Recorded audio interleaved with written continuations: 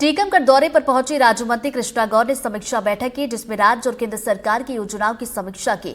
इस बैठक के बाद कृष्णा गौर ने एनडीटीवी से कई मुद्दों पर बातचीत भी की है। मध्य प्रदेश में हमारी सरकार डॉक्टर मोहन यादव जी के कुशल नेतृत्व में लगातार समाज के शोषित पीड़ित वंचित वर्ग के लिए कल्याण के लिए काम कर रही है। मेरे विभाग का जहां तक प्रश्न है, मैं गर्व के साथ ये कहना चाहूंगी कि माननीय मुख्यमंत्री जी के दिशा निर्देशन में हमारा विभाग लगातार, चाहे वो ओबीसी वर्ग हो, चाहे घुमक्कड़ और घुमक्कड़ हमारी समुदाय की जातियां हो, उनके कल्याण के लिए निरंतर काम कर रहा है।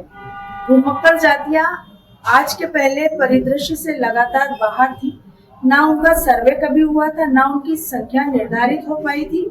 ये पहला ऐसा अवसर है जब मध्य प्रदेश की हमारी सरकार विभाग के माध्यम से घुमक्कड़ समुदायों का सर्वे कर रही है। पूरे मध्य प्रदेश के 12 जिलों में प्रारंभ किया है और बहुत जल्द अक्टूबर महीने के अंत तक समस्त जिलों में सर्वे पूरा हो जाएगा, जिसके बाद एक निर्धारित संख्या घुमक्कड़ समुदाय की निकल कर आएगी और सरकार को फिर एक संख्या जब मिल जाएगी तो चाहे मध्य प्रदेश सरकार हो या भारत सरकार, उनके कल्याण की योजनाएं बनाने में सुविधा होगी।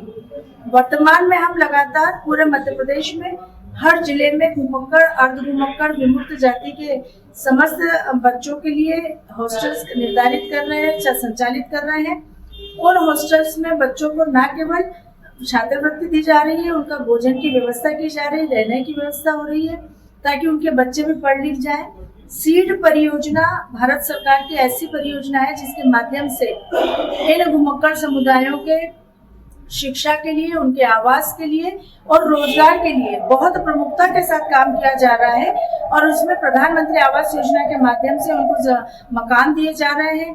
शिक्षा के लिए लगातार उन्हें छात्रवृत्ति दी जा रही है और उन्हें रोजगार से जोड़ा जा रहा है ताकि अपराधों के मामले में जिस प्रकार से लिप्त कई घुमक्कड़ जातियां हैं, उनको छोड़कर वो एक सामान्य और आदर्श जीवन जी सके। ये सवाल देखा कि अभी ओबीसी आरक्षण को लेकर सरकार ने सर्वदलीय बैठक बुलाई थी, आगे की रणनीति क्या है?